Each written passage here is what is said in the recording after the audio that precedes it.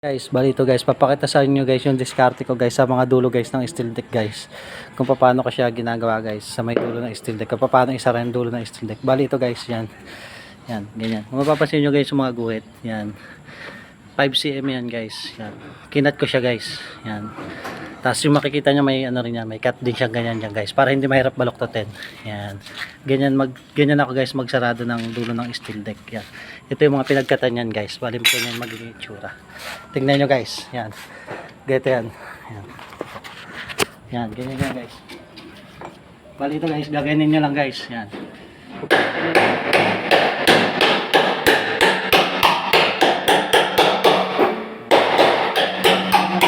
Ganyan guys. Tapos ito. Ilang gilid yan.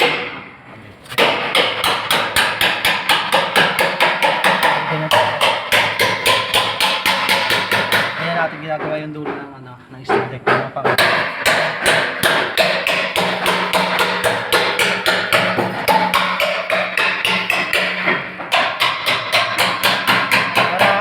Tayo magkakaroon guys. Tapos sa ano, sa ilalim.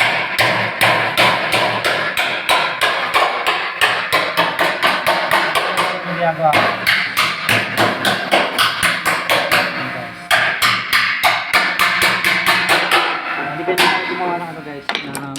Ganyan tayo gumawa ng ano, pangsara natin sa dulo ng steel deck guys. Yan.